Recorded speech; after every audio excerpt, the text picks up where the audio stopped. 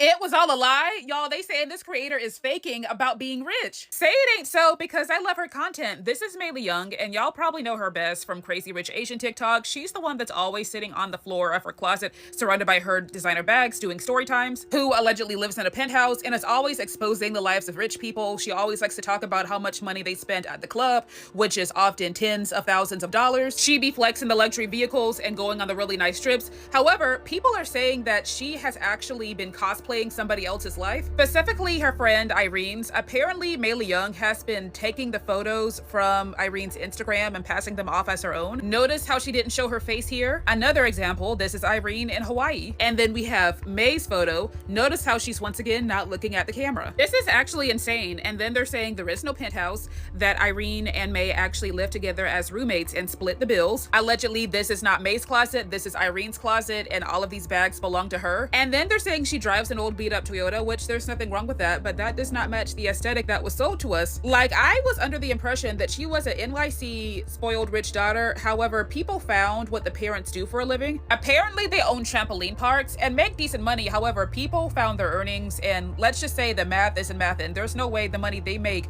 can fund this type of lifestyle. Mei Young has been lying about being as rich as she is?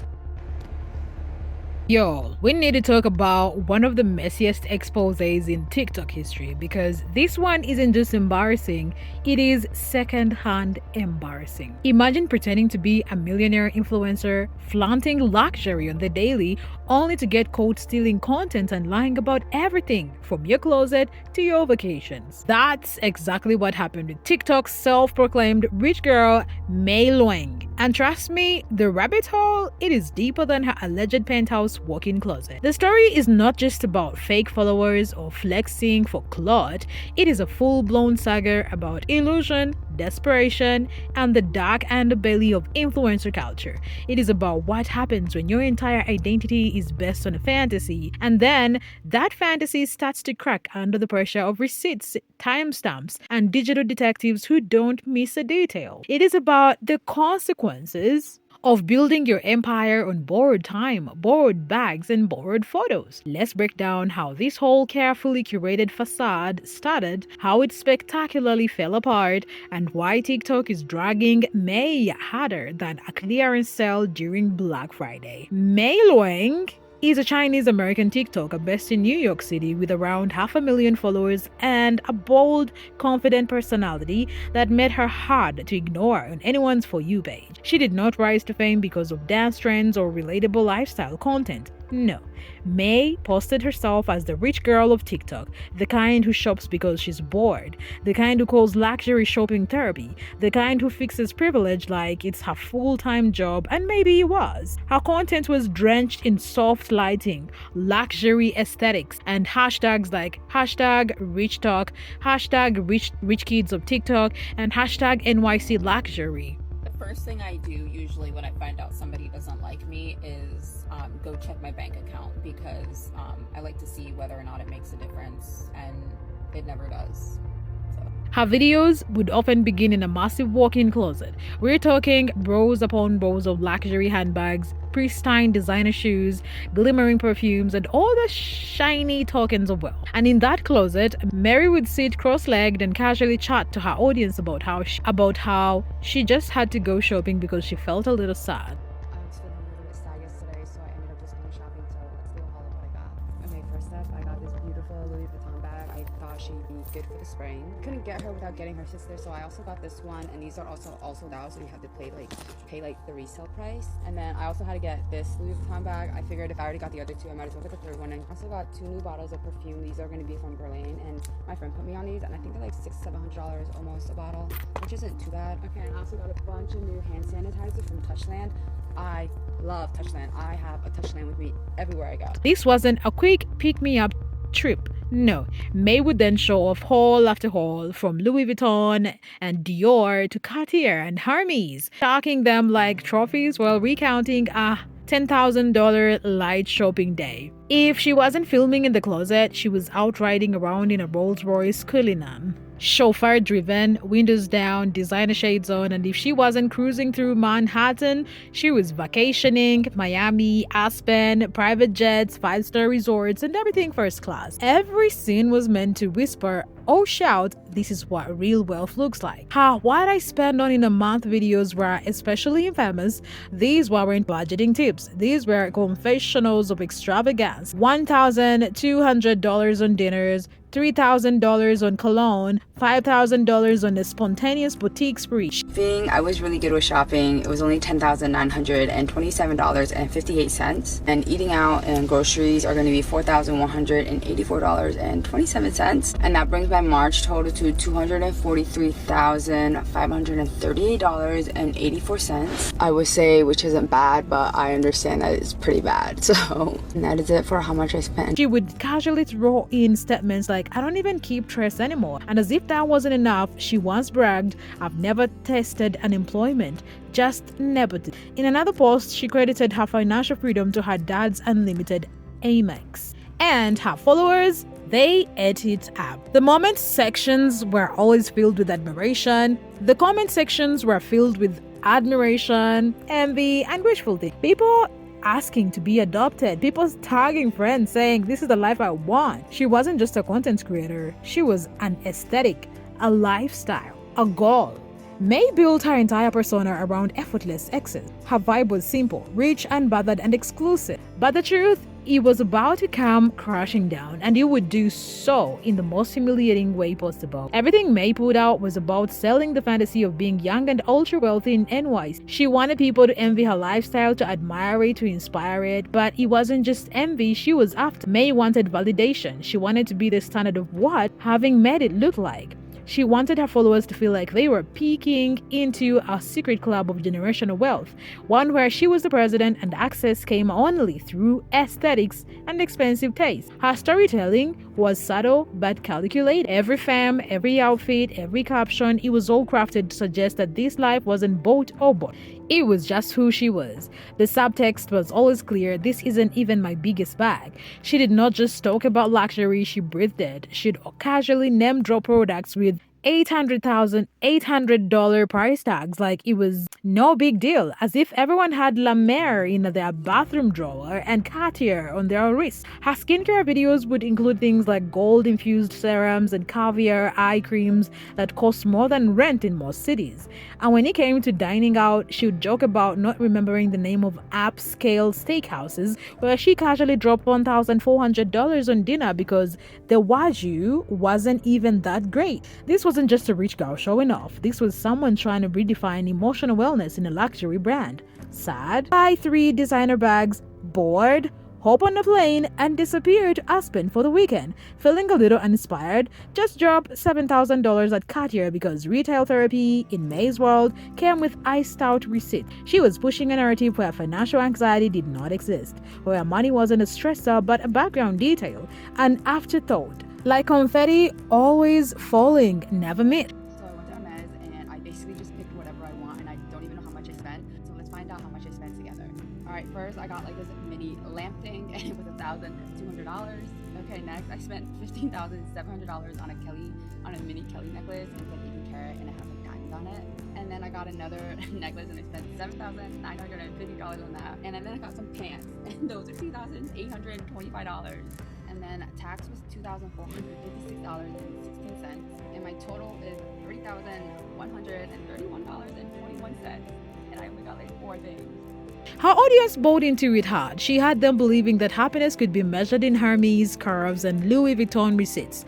That is if your self-care routine did not involve international travel and $1,000 facials. Were you even doing it right? That is if your self-care routine did not involve international travel and $1,000 facials. Were you even doing it right? But for viewers who were watching closely, who paid attention to the inconsistencies in her stories, who questioned the angles and settings, something wasn't quite adding up. One day, May posted a video titled Day in My Life. Her fans expected another round of her signature luxury content, a glossy peek into the lavish lifestyle she always flaunted. Maybe we'd see her gliding through her penthouse in a silk loungewear, sipping a green juice while her driver waited downstairs to whisk her away to an overpriced brunch. rich. That is what she trained her audience to anticipate. But this video, it was off. Way off. Instead of luxury, we saw May tucked under the covers, barely out of bed. She did not do her usual talking head routine in front of her designer bag wall. There were no panoramic apartment shots, no view of the Manhattan skyline. She face barely showed,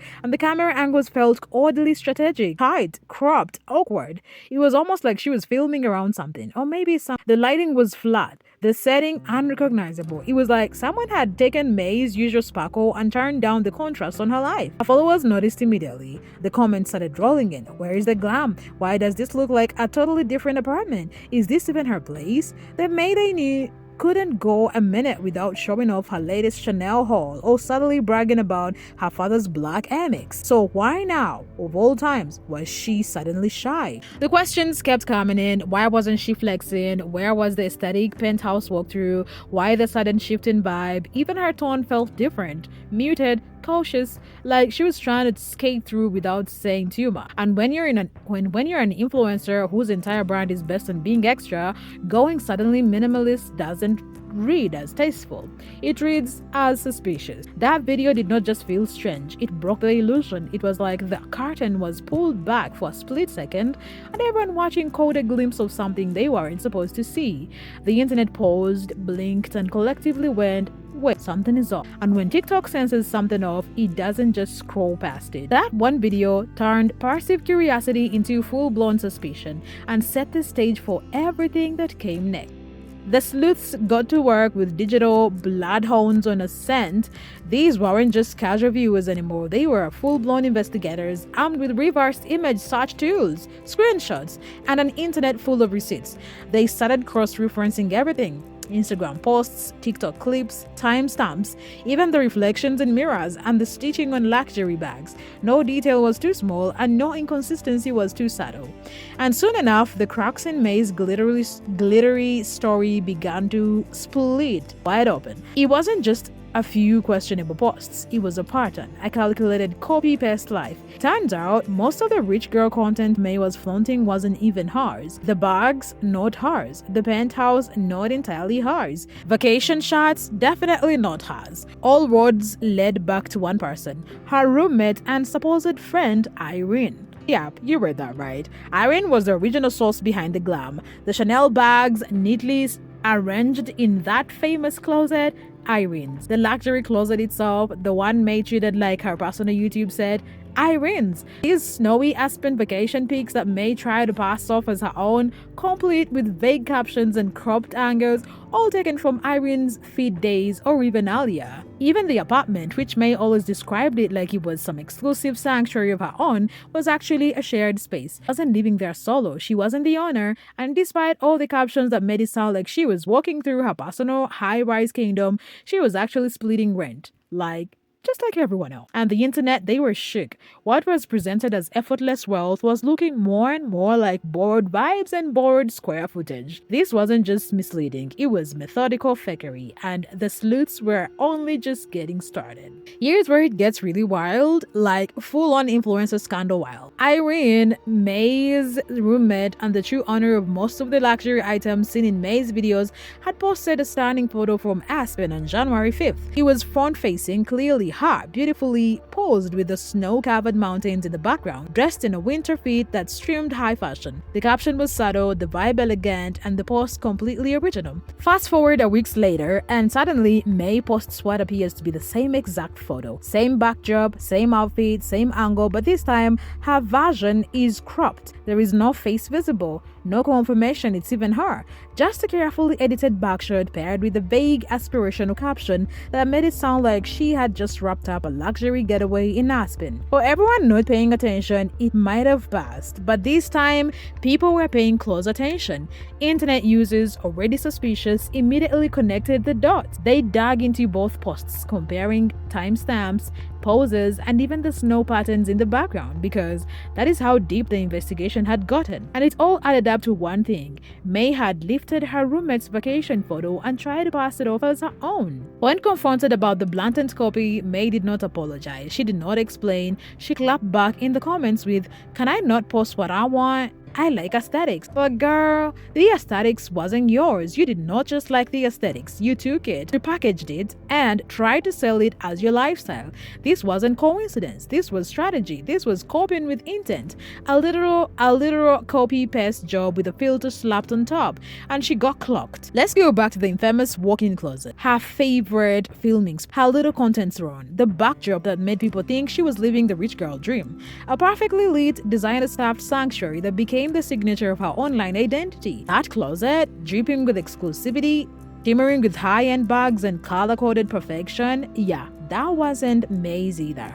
It belonged to Irene. Viewers with sharp eyes and better memories started connecting the dots quickly. The exact same closet had been seen in Irene's Instagram stories, same white cabinetry, same gold shelf detailing, same exact placement of purses and perfumes. It wasn't a similar space, it was the space. It was already being used and posted by someone else before May ever claimed it on TikTok as her own luxury fare. What made this even more suspicious was the way May presented it. She did not just film in that closet, she performed in it. It was always her backdrop, her brand, her throne. She would sit among those shelves like a queen in a fashion palace, casually chatting about her latest 10K pose while sipping matcha and stroking her freshly styled hair. She did not just borrow the space, she claimed it. So naturally, the internet began asking the hard question. Was May using Irene's closet with permission? Was this a roommate content collab gone rogue? Or was May quietly sneaking into Irene's space when she wasn't home to shoot videos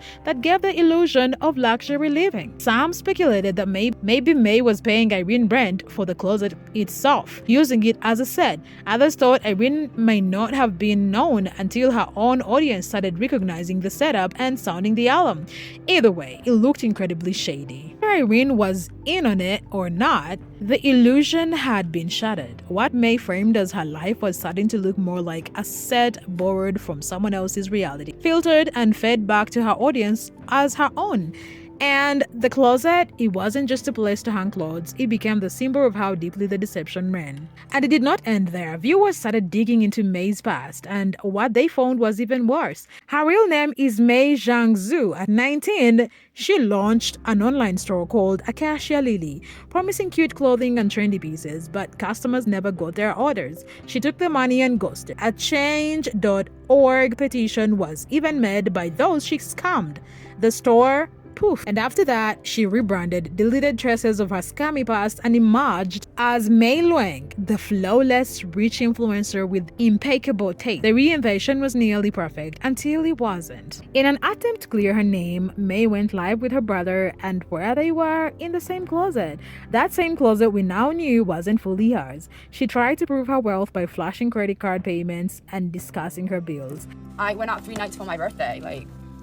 Oh, here. Look at my credit card statements. 60K, 52K, almost 53K. This is crazy. I could even log on right now and show you guys. Ready? I'm gonna log on my Amex. Look, I still have $47,000 to pay off. Oops. I still have $40,000 to pay off. Oh. I don't think you have to do anything. And then I still have $15,000 I have to pay off here, and then where's the payment I did? And yeah, oops. I paid off what was due. Oh shoot. I'm trying not to show my personal info too. I'm sorry. Okay. Oh, here. It's okay. The whole world already has it. Okay, that's true too. I literally paid off what was due, which was $27,000, and now I don't have anything left. And I also don't have a preset spending limit. This is my brother. He can get in. Okay. Hi guys. Yeah, he hasn't been here in a while, but this is my first time going live too. Yes, this is my phone.